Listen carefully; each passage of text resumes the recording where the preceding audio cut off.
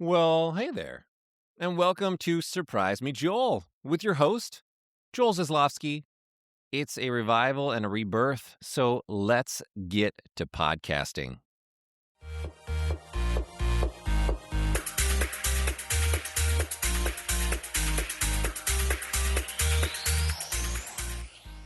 Oh my goodness. I'm grateful to be back podcasting after a 7-year hiatus. My last episode was number 130 for my original podcast, Smart and Simple Matters, which I stopped producing in 2019. I have missed being on the mic and bringing you conversations with super rad humans or, going solo occasionally. Premise of Surprise Me Joel is fairly similar to Smart and Simple Matters, except this time I've made it obvious.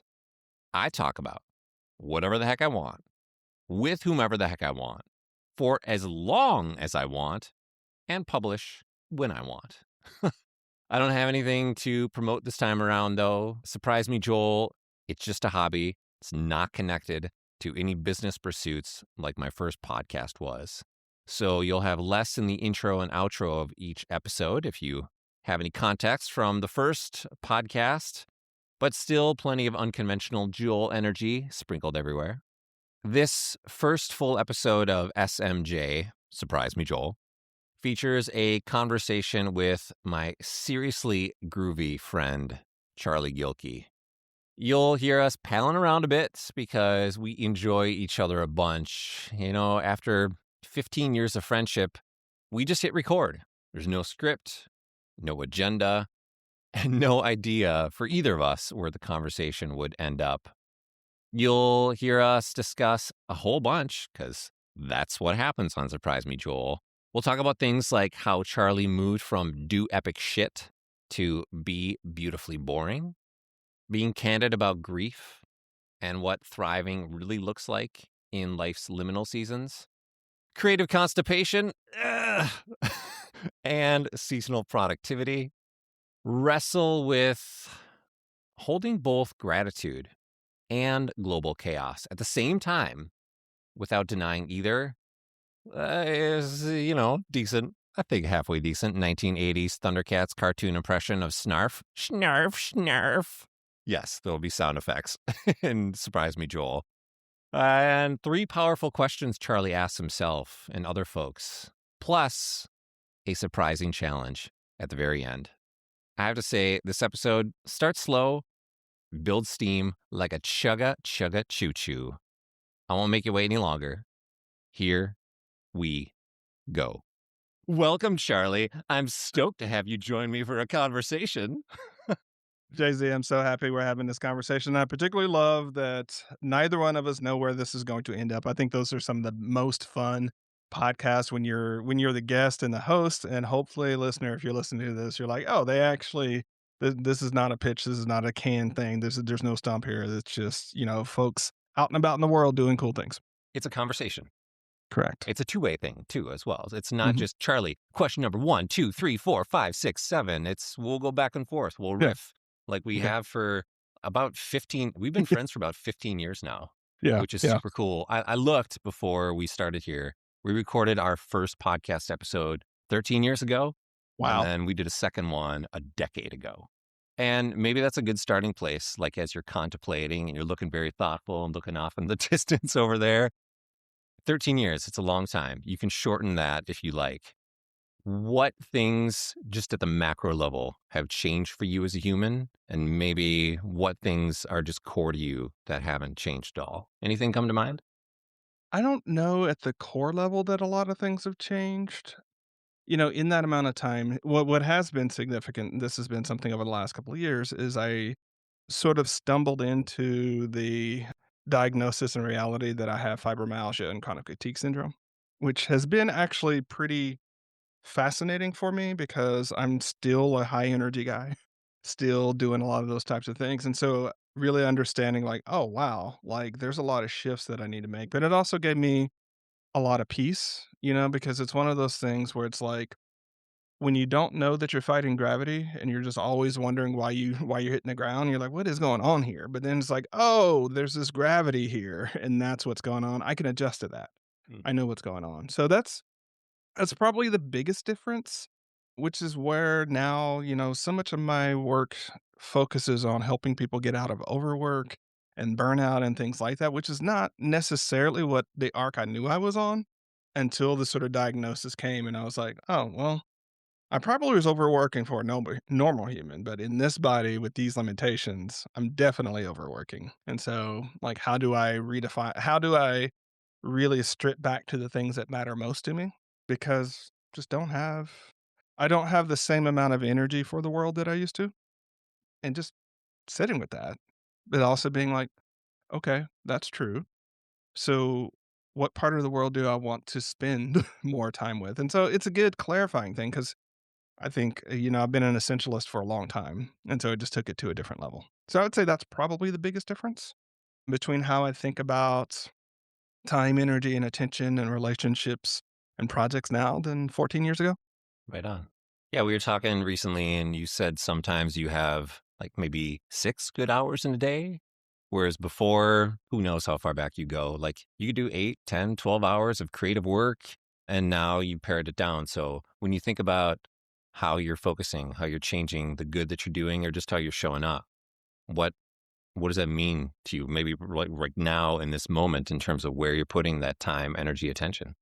Well, very tactically. So since September, I got sick in September, just a normal sort of fall sickness. And historically, what I would do is like, okay, I'm sick, so that there's like a things that start falling off. And social media is one of those first things that falls off because I'm like, I don't have that energy for the world. But then once I was done being sick, I was like, you know, if I already know that it's depleting for me, if I already know that it's not one of the things that I needed to be that I can so easily pile off, like, why not just get rid of that? And so for the most part, I have. World's a lot better for me, actually. So much of the news cycle, so much of all that kind of whatnot. Like, I take not most, I take some of the energy that I used to spend on that and spend more time doing like human things like texting people and sending them videos to people and sending things and just, again, shrinking the world to be thinking like, who do I have true mutuality with versus where there's just been these parasocial relationships and why are we maintaining these parasocial, like who is that actually benefiting? So that's really one of the first things that I'm doing, like changing the cap on, sessions that I do. Like when you saw me looking pensively out the window, actually, I was thinking of Simple Rev, actually. I mean, that was 2014 or 15. So it's a Oh, deep cut, yeah. right? Bringing it back, you And talked about essentialist. That's a term I haven't heard in a long time. Now you're bringing okay, keep going. um, and so I was thinking like, yeah, at that time you mentioned like 10, 12, like, 14, 16-hour days are pretty usual for me, right? And around that time, that was shortly around the time where I was helping Live Your Legend transition, after Scott Densmore passed. And that really ratcheted up a next level of work for me because I had my own business and I had, basically a half of a day business like that I was trying to transition after Scott passed and things like that. And it just took a long time to get back to normal. Then you hit pandemics, book launches, and those types of things. And so, yeah, really going from that high energy to, 6, maybe 7 on a good day, 7 if I pay for it, 10 if I'm really going to pay for it. It's been interesting. One of the things that's been challenging is figuring out where writing goes, actually, because I'm a professional writer, I'm an author, I've got those things going. And so it's simultaneously work. And around the time that we're talking about 2014, 2015, it didn't count as work for me. And yet I still had these full days. And so writing for 2 or 3 hours and then having these full days, at a certain point, I'm like, I can't, like, this is too taxing for me. I can't do it. And so when I started counting writing as work in the same way, it shrunk my advising and business day down. But, I'm still sort of wobbling with that because if I don't write enough, I'm not my best version of human. If I write too much in this current cycle where I've got just a really wonderful, healthy crop of clients, then I'm working against my body's limits. And so that's just one of those things. I've adopted more of a seasonal approach to it. Like what I'm really good at now, Jay Z, that I didn't used to be good at is when there's like a lull, especially on the advising work and business work, I'm just like, it's a lull. Like, I might work 2 or 3 hours a day, I might do whatever it needs to take because it's a lull, whereas in a prior version of me was like, "Great, I got time to do all this other stuff." But now I'm just like, "It's a lull, it'll pick back up." Right? I mean, then it picks back up, and I lean into it and don't have a lot of agita about that, and then when it goes back to a lull, I'm like, "Okay, it's a lull." Right? And so just really accepting that there's a seasonality to creative flows and engagements and just being human, and that's not it's not a problem, it's probably a feature, actually. There's still consistent things though. Writing is one of them. One of my favorite terms that I ever learned from you is being creatively Yep. constipated. I bring that up in conversation every once in a while, and I get those scrunched face look like creatively constipated. Everybody Oh gets it, yeah, ah. I know what that means. So, do you, if you find yourself for whatever reason, you're traveling, you're out on your motorcycle with Angela, you're road tripping or whatever it may happen to be, and you don't have an opportunity to write, do you feel that creative constipation or things backing up? Absolutely. I've gotten better Okay. about not making a problem out of it. It's a situation and not a problem, right? And so, like, I won't if, you mentioned being on a motorcycle ride, if we're on a 3-day trip and, we're driving through the Pacific Northwest, and I'm not gonna be like, "Oh, I gotta stop and write for half the day because 'cause I've got an idea." I'm like, "Yeah, if it's important, it'll come back up," right?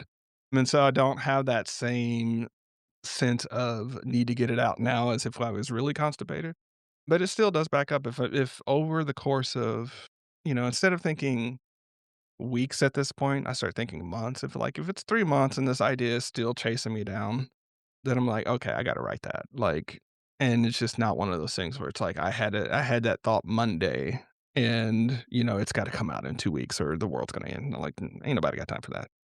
So it has changed my prolificness in a way, probably better though.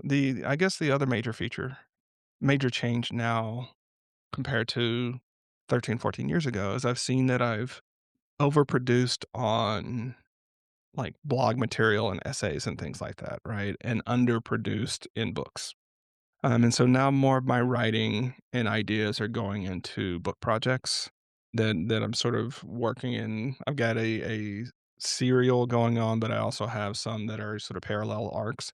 And instead of just thinking like, "I've gotta write this idea and get it out and publish it," I'm more like, "Oh, this is a piece of that body of work."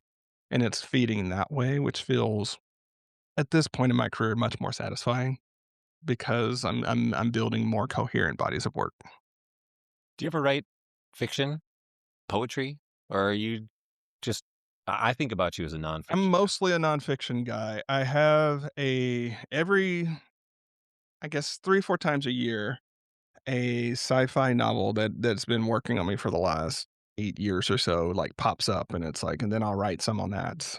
And it changes because technology changes and things like that, but, like, that's in there, but it's not my at least for the next 3 to 5 years that I can see, it's probably not gonna be a major piece of my public writing or, sort of practice of writing. hmm I guess there's a season for everything. As a parent, I remind myself of that. Now that my kids are older, there are many new seasons that are available to me. I wanted to maybe go back just a few minutes because you said something. One thing that I knew that I wanted to talk to you about, like the only thing that I knew that I want to talk to you about today, the last time we spoke, you said that you have undergone a shift from do epic shit to Yep. be beautifully boring. These Charlie-isms, that's gotta be original. Like, I heard that, I'm like, "Be beautifully boring?" That is so beautiful, and I would like to you were talking about your do epic shit era. We don't have to go back to that, but the be beautifully boring. You still wanna do good, you still have lots of roles to play in other people's lives, but on, like, a moment-to-moment or day-to-day basis.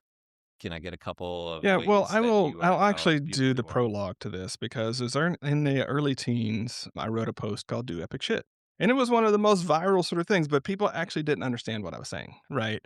Because the point of that was like, if you want to do something that gets attention and is remarkable and that's easy to marketing, that's easy to market, then do epic shit because it's easiest for people to have that big story. So, which is why we see so much of that.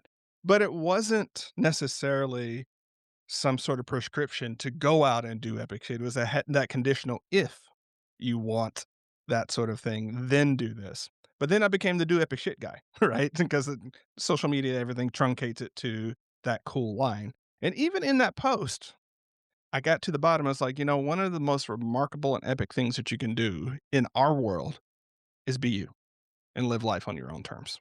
In our society, that's actually radically epic. That paragraph got, it got snipped in the social media fray. So I was that guy for a long time. Even though even then I had problems with it. But, it's a good marketing angle. When people ask me what I'm doing these days, it's actually, for me, it sounds pretty boring, right? It's like I write books. Nothing really super exciting about being a nonfiction author. Like it's not an Instagram thing where it's like, look at me in the coffee shop writing. I hate that crap, right? I spend most of my days advising and doing leadership development and change management sort of stuff and helping people do their best work. Again, nothing fundamentally epic or exciting about that. Even today, like, being beautifully boring is sometime today, I'm probably going to assemble a new cat tower for my, 3 my 3 Thundercats, and, it's like, I'm looking forward to, like, the weather being a little bit nicer for, a motorcycle ride, or I'm like it's just all this sort of stuff that, like, it's boring in a way, but for me in my own life, it's beautiful. Like, I'm not gonna post this shit on Instagram, I'm not gonna go crazy with that, like, it's fundamentally like, who cares? But the whole point of it is find those things that really light you up and stop caring about the external validation of the story. Stop caring about all of that and just let it be beautifully boring and is beautiful to you. It doesn't have to be beautiful to someone else, right? And so I was just, because people are used to me between past book launches and launching apps and just traveling and doing events. So they're used to that version of whatever. Like I've never wanted to be like an influencer, like a social media influencer guy. It's not never been my vibe. But I had enough of that was just sort of happening along the way. And I just stopped a lot. So like with the fibromyalgia and chronic fatigue, like I don't go to conferences as much as I used to. I don't speak as much as I used to. It's more taxing. And then in a way, when I was thinking about this, because I knew you were going to ask this question, I was like, it's like you walking around, bare chested in MSP. It's like it's quirky and idiosyncratic, but it's not like epic in that way. It's not something you post on social media. Like you're not going to be like, I'm the shirtless guy that walks around, and yet it fuels your life. It's beautiful in its own way. And the reason I'm really pushing the being boring part is just so that people don't get into this thing that we have now in the area of internet culture and social media, where everything you do has to be packaged and sort of projected as some sort of video montage or photo montage, some sort of reel of your life. Like, no, you can just be boring and be happy and not have a story to tell, and that's actually really, really good. Mhm. I don't know why your Thundercats Okay, so they're Thundercats. got me back to the 1980s. Snarf, snarf, And I snarf, know none of your right? 3 cats are named. The I do Snurf, snurf, Oh, that you're too good at that. Yeah, we call them the Thundercats because when we got a litter of 3 that were 5 months Thank you. old. I do a So, wonderful y'all, I'm totally a cat dad. I'm proud of that. It's boring as shit. Whatever. We're doing it. And so we had 3 ancient cats that all passed. So our last one, Petey, passed in 2024, and he was like 22. Right, and Socks was like 21, 22. So when I say ancient, these were old ass cats, and we'd had them since high school. But they weren't running around fighting anymore, and so when we got these cats, they're litter, they're playful, they have no boundaries with themselves or with us, and so we got them, and they were so excited to actually be out of the cage that they were in, that they just started running around our house and upstairs, and it just sounded like thunder because it was just, like, hours of them running around and chasing each other and things. And so Thunder plus cats. I'm an '80s kid. Thundercats. Thundercats. There you go. Yeah, I totally get it. Hopefully people, if they're like, "Thundercat? What Thundercat? What's a Thundercat?" Don't worry, you don't have to actually look at the Yeah, YouTube. well, luckily, we don't have to, like, give the nerd warning on this one because if people are listening to this, they already kinda know where it's gonna go, and so, yeah, like, yeah, that part of the reason we've been talking about 13 years is because 'cause we're both nerdy in different sort of ways and both '80s kids. I wanna talk a little bit more about Petey because I remember talking to you a number of years back, and you're like, "Petey's on his last legs." That was 2021 probably, and he lived until 2024. So having an animal, I had Lucia, our Samoyed dog breed, in case you've never heard of that before. She lived until 17 and a half, which is certifiably ancient for a large dog, especially a large dog like her. And I learned some things about death and dying in the process of guiding her. When she hit 14, we're like, any day now. And she still had a pretty good life, all things considered, until she was 17 and a half. Did you learn anything about life through the death of your last crew of cats? So let me roll back on this one. If you've not read the book Animal Connection, it's a great book. I mean, one of the things that it's one of the thesis of it is that our relationships to animals, especially dogs and cats and things like that, have been actually the single biggest thing that has spurred human evolution. So without that relationship to pets and animals, we would not be the humans that we are.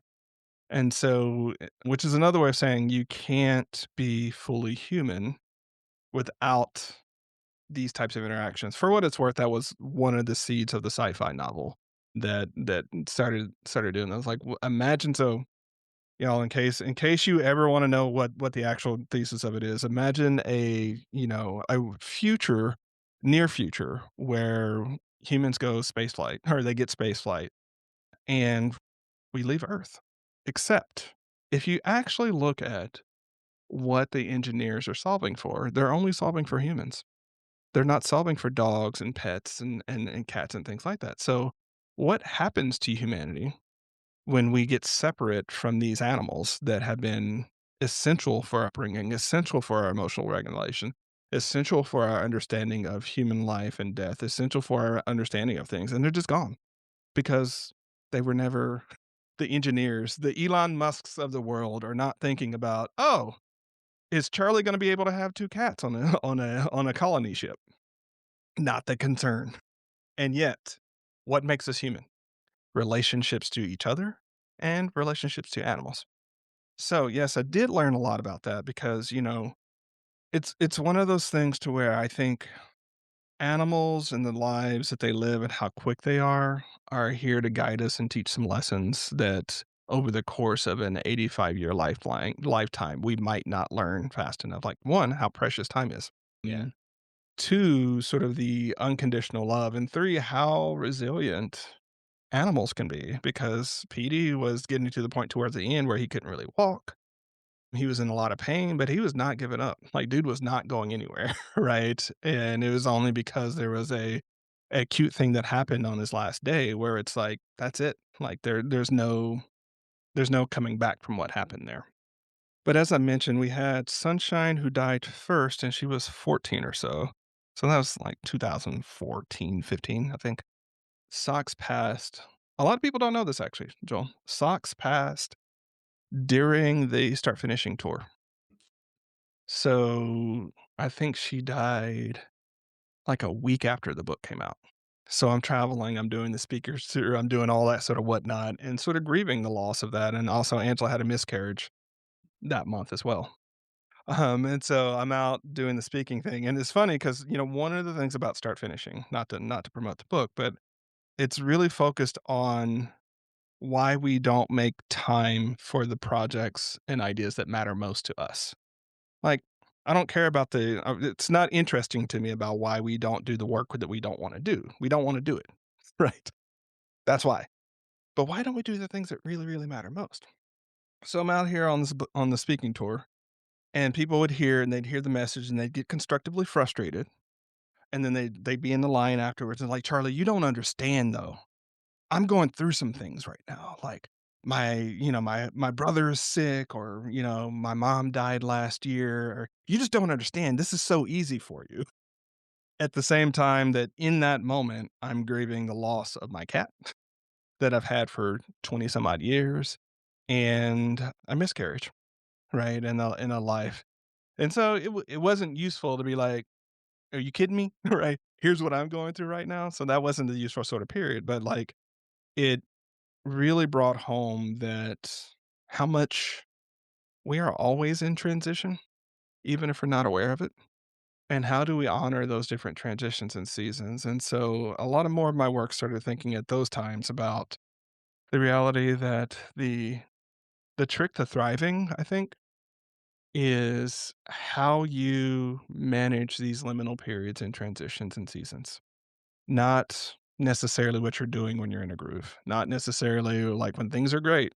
Don't That's not it. Like, how do you develop emotional and practical practices such that you get back on the horse when you fall off faster versus than staying on the horse longer? Yeah. Gratitude is a huge one for me as a practice or like a defining element of who I am and how I show up.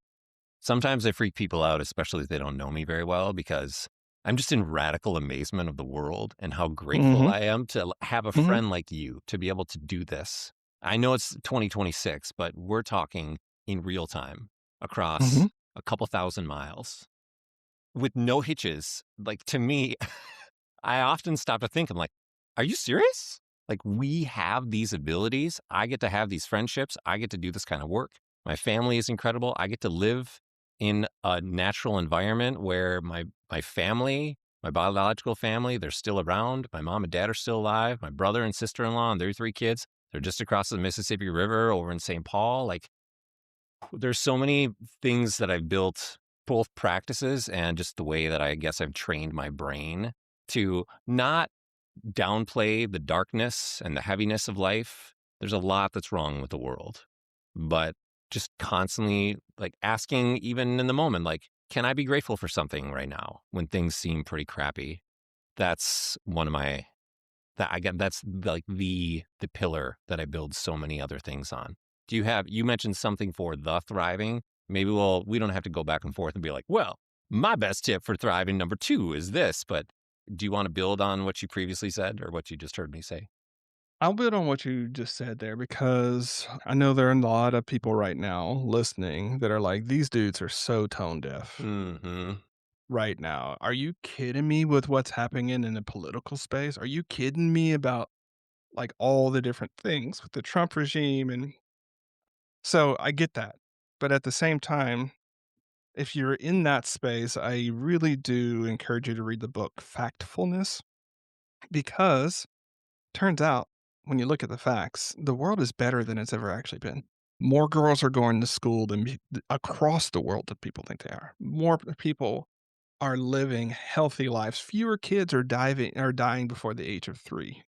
Like when you look at the world, not just from the American. Okay, so pause. I'm a, deployed veteran, or sorry, I'm a combat veteran. I served in Operation Iraqi Freedom, traveled the world in different places, and got to see places that people don't go to because they're not on the tourist thing. They're just bad places. And when you look at those places and how much better off they are, even in the teens, or sorry, even in the aughts when I was there.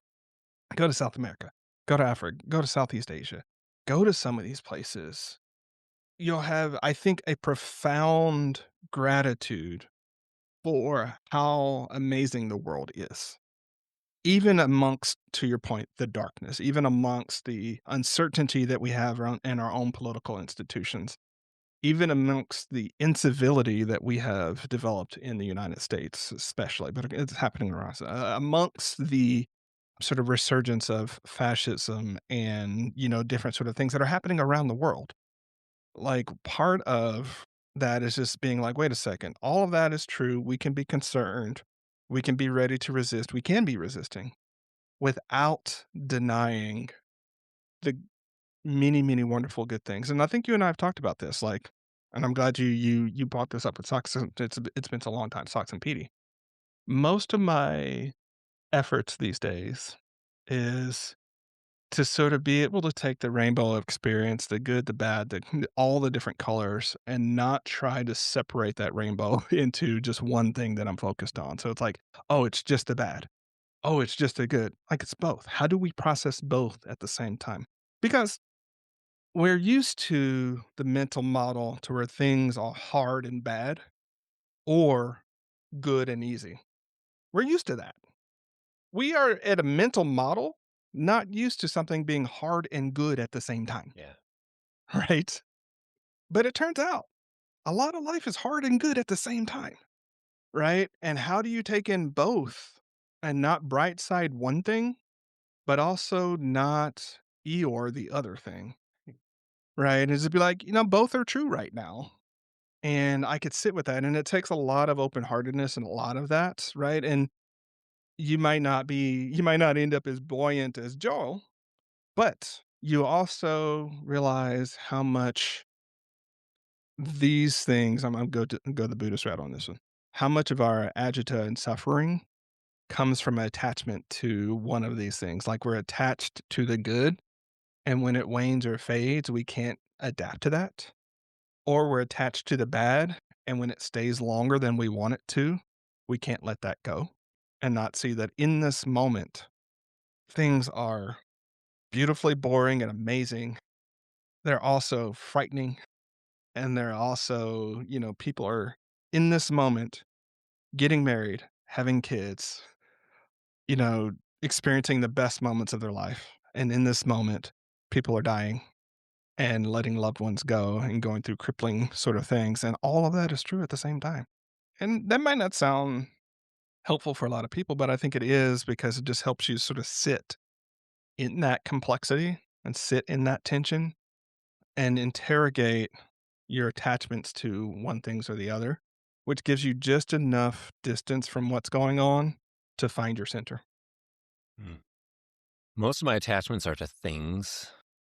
The troublesome ones, maybe I'll put that in bunny quotes, but to me, it doesn't really seem that way, is sugar, for example, still has some pretty major challenges with the role that sugar has in my life and the attachment, despite my best efforts in a number of different ways to loosen or accept or surrender to. A lot of it just feels like resignation when it comes to attachment. I don't maybe this goes back to the animal piece, what you were talking about, whether it's human or non-human. Hopefully people remember that we are animals too, as humans. We're not separate from the rest of the animal world, but I have pretty uncomplicated relationships and attachments to biological beings, Mhm. trees, humans, dogs, but it's the inanimate objects like hitting my head for the upteenth time in my basement on something. And just like the predictable anger, even though that wall, that ceiling, it did not do anything. It did not move on me. I'm the one who is clearly responsible for that. It's weird, like especially with the natural world and humans. Now, this is just me, probably. So messy. So much to get caught up in and to wade through. And yet, I can just get caught up instantly on something so small and insignificant. And I can even know that, like the moment that it happens, the moment that I hit my head on something, and I realize at the logical level, so you hit your head on something again. It's okay. Mhm. Emotionally, though, it's just, yeah. Yeah, I mean, so really what it sounds like you're attached to is the illusion of control, Oh my goodness. Yep. Yep. because you realize in organics, you don't have control. So you're like, "Okay, I can accept that," but you think that you're in control of your body and that not hitting that wall when the body is in control of its own sort of thing. So that's actually the touch. Same thing with sugar, right? You want to be more in control. You want to have the illusion of control. And when that gets shattered, that's actually the suffering to my COVID, that period, that deep, intense pandemic period was rough for a lot of different things and real rough, objectively rough. But I think it shook people because it shook their illusion of control, Mm. right? It shook that things were predictable. You know where to get the toilet paper. You like everything is at its place. And we thought we had mastered things that we did not.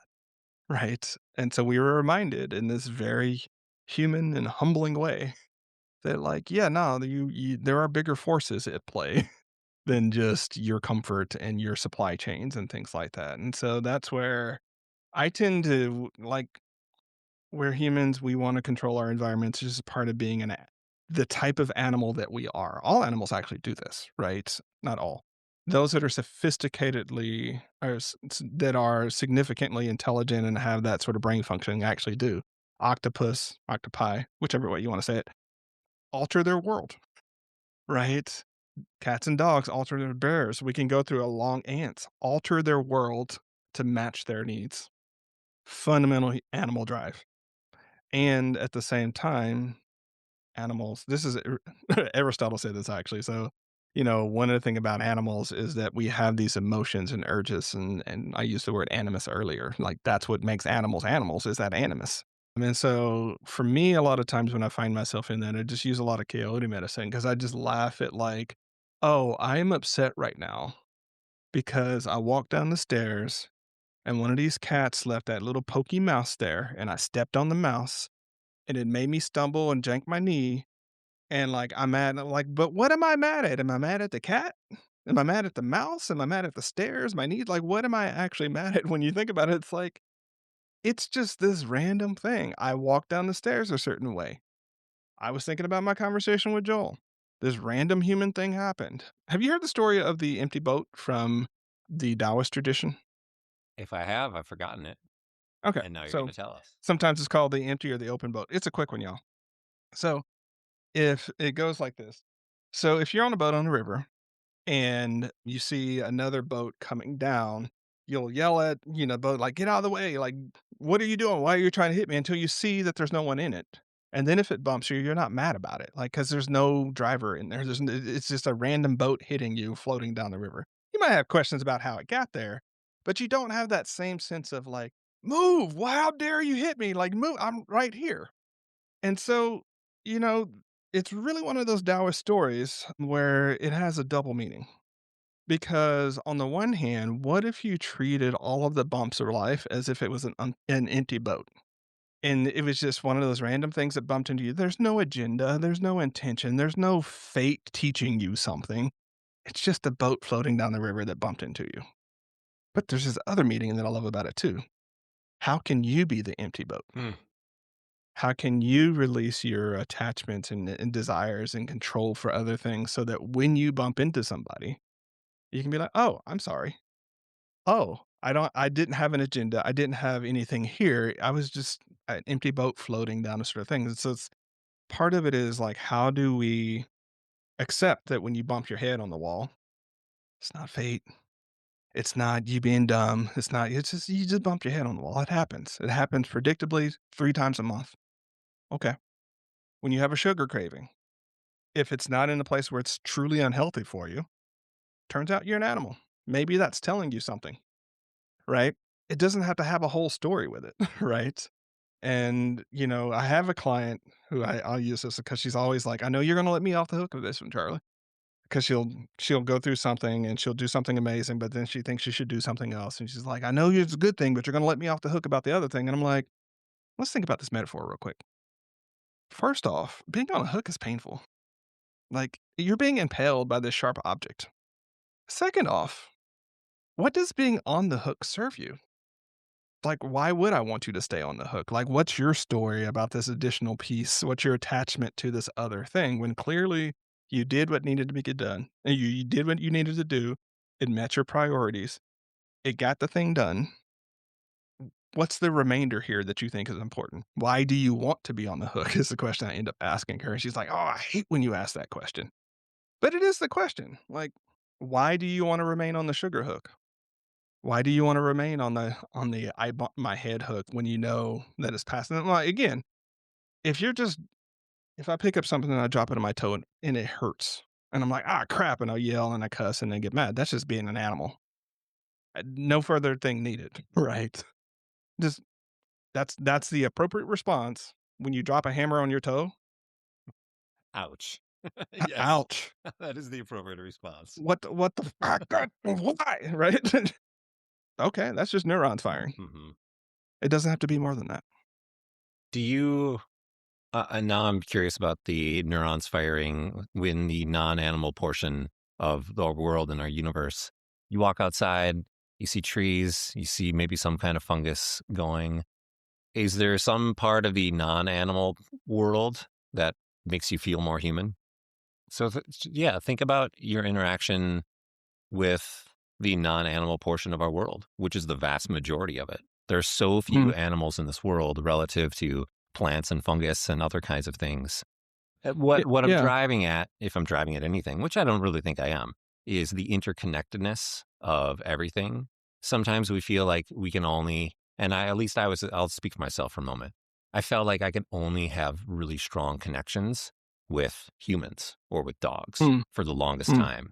And then in the last few years, I realized I can have just as powerful a connection with a tree or on my psychedelic journeys with the cosmos that has nothing to do with humanity or animals. So that's kind of what I'm getting at is where are you finding your sense of connection, maybe your sense of self, even when you're not looking in the mirror, even when you're not interacting with another human animal.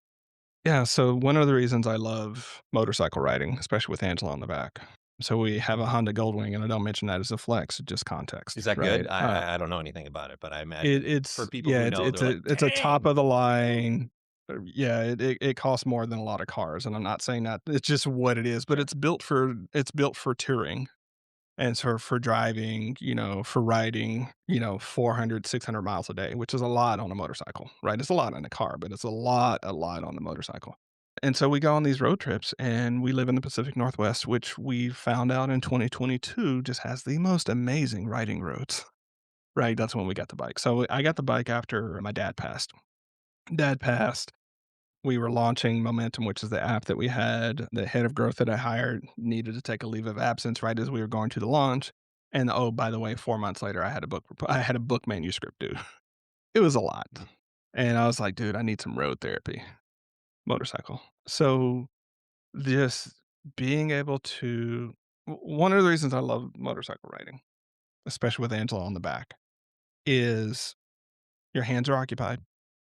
Your attention's occupied. If you're not a motorcycle rider, you don't know this. Helmets now have Bluetooth mics in them, so you can be talking the whole time to your riders and passengers. And so it's just you, wide open air, traveling for 8 to 10 hours a day with your wife on the back. And sometimes we'll ride for 2 hours and not say a word, but we're just taking in we call them treons, right? The the breathing of the trees, the Pacific Northwest smell and crispness, the sun, the rivers, all that sort of whatnot. So that's actually one of the places where I most find myself because I have to be nearly full. I get to be fully present. Again, not messing with a phone, not messing with music, just the hum of a motorcycle traveling through the trees and the different things that happen. It's amazing. I find it most of the time when we do trips to national parks. So we do a lot of stuff like that. I was talking to Angela about this yesterday because when we got the Thundercats, one of my reservations was like, but what about the traveling that we started doing? Because I started, this Joel, like started working from during the summer, working from campsites. And so we would just sort of hole up in campsites for 2 or 3 weeks and just I would do all my work from there. And this is because we're just not in a place where we want to buy an RV yet, right? Traveling, seeing a lot of national parks. We did that after PD passed. We went on pilgrimage to the national parks, I think about 2 weeks after PD passed. Joshua Tree, Sequoia, Grand Canyon, Zion, just did a bunch of cool stuff in about 21 days. But what I was telling Angela is that was an incompatible life with the life where I'm here in Portland with the Thundercats because I also really love that. So if I had to take sort of spiritual or emotional flavors, being on the road, being on the motorcycle, really a lot of that is awe. Like that's the spiritual, emotional feeling. So wherever I can find awe, and I can find that around Portland as well, right? But not like going to Glacier National Park, not like going to Yellowstone, not like some of these places, or not like turning a quarter on a motorcycle and having a huge, beautiful gorge open up in front of you, right? So awe versus like simple contentedness, which is what we chose with the Thundercats, right? Especially with a lot of, physical touch is my primary love language. So now to have Angela, but also 3 cats bouncing off of me all day and cuddle piles at night and different things like that. I know, boring, but also really simple, really content. It's like I don't need anything more than this, you know? So whenever I can sort of modulate between those 2 as the seasons allow, as my energy allows, that's where I really find a lot of myself these days. Yeah. Maybe you know this about me. I'm definitely a physical touch guy as well. I do know this. And that's why, yeah, you mentioned yesterday, and I was thinking yesterday as well. I'm looking outside my window in my driveway. I got a 2 foot by 3 foot A-frame sign printed a few months ago, and written on it is "free hugs or kudos" in big letters. And especially, it's still the wintertime here in Minnesota, at least. It gives me an opportunity to be outside, to interact with neighbors who are walking by. And although I give more kudos than hugs for the people who don't walk to the other side of the street, and they're like, that's weird. Please The don't shirtless interact with guy me. again. Well, I'm not known by everybody as the barefoot, shirtless guy, although I will over time. I'll make You sure will over time. I will over time. But it's just, I love the simpleness of it. I'm parked out there, and I'm just, whatever the weather may happen to be, it could be 0 degrees Fahrenheit, or yesterday, 40 degrees Fahrenheit in February in Minnesota and sunny, beautiful. And I had some truly lovely people come by. Great conversations. Janice was like, "Sure, Joel, I'll help start a neighborhood association with you and be on the stewardship team." And TJ, who lives in the apartment building over there, he's like, "It's so cool that you do this." I'm like, "I know. Thank you." See, that's like the perfect example of being beautifully boring, right? It's just like you're sitting out there, the A-frame, just waiting on people to come by. Like, it's amazing because just for so many different reasons, right? So thanks for that illustration of it. Yeah. Yeah. A picture would be worth 1,000 words here, but I only got the words. So that's what we'll stick with. You tell great stories and you pull from so many different traditions, whether they're religious or philosophical traditions. I, as a question collector, love hearing what kind of questions people ask themselves or ask each other. Are there any particularly good questions that you find yourself asking yourself lately or challenging other people with? Mm. Yeah, so a standard one that's gotten pretty integrated, so don't make it conscious a lot, is what's the most abundant possibility we can co-create together? What's the most abundant possibility we can co create together? Yeah. Who do you ask that Um, question to? Clients, friends, right? Whenever there's we're not sure what we're going to do, we're not sure. I even ask it in places where there's tension and conflict, right? Just shift it from a lot of different things to be like, what can we do together, right? And there's a lot of different things in that one. So co-create, meaning I can't create it by myself. I need you to do it with me, right? But instead of thinking about all the bad things may go, like let's really be like, what can Joel and Charlie do together that neither one could do by themselves? And let's dream. Let's do that. And we might not do that, but we know that that's we reserve the right to play, right? And it's really helpful, like, when you're going through some relationship stuff, is like, you know what, that option is still there, like, that hasn't changed. So that's a good one when I'm really trying to inspire us to be our best versions of ourselves. And by us, I also mean me. It's not just like I'm pointing at a Joel. I'm like, in this, like, where have I been petty? Where have I been scarcity minded? Where have I been insecure? And how? And so it helps me shift from that. I mean, I don't have to go into the how we're going to do it yet because we might not. So that's a question. Another question that I ask a lot is, what would you do if there were no right answers or there wasn't no one right answer?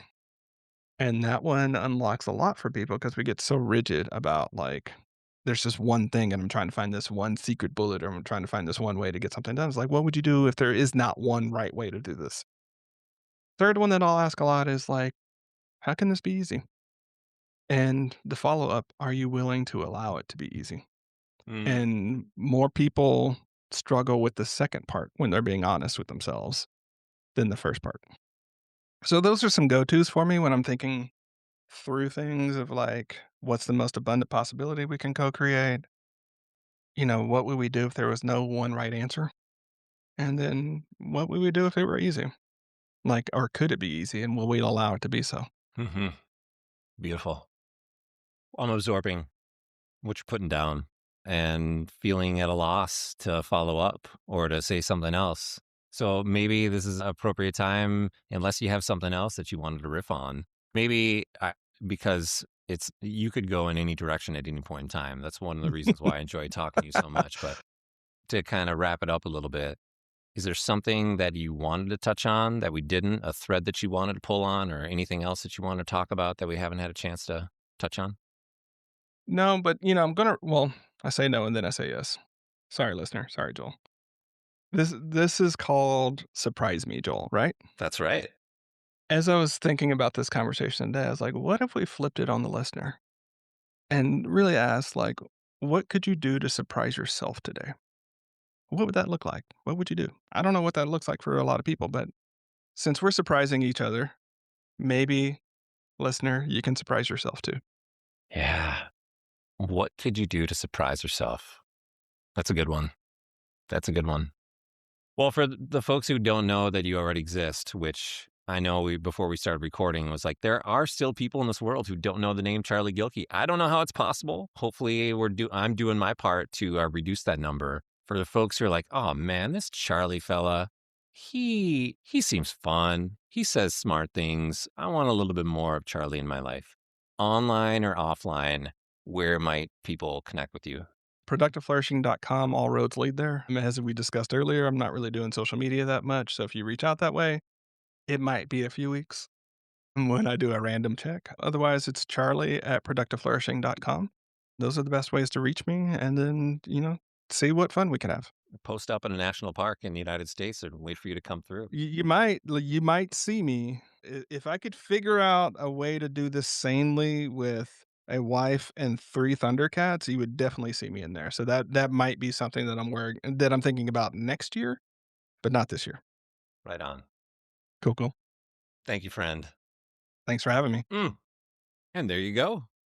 That's just one of many, many ways a Surprise Me Joel episode might turn out. You can find links to stuff we spoke about, takeaways, and a transcript in the show notes at joelzaslofsky.com/SMJ001. Maybe you appreciate this episode or the show in general. Consider leaving a review wherever you listen to podcasts because it helps me stay motivated and gets the show in front of more folks. I'll be back with you again to sling stories, facilitate connections, and whip up experiments to help you make friends with people, possibilities, and ideas.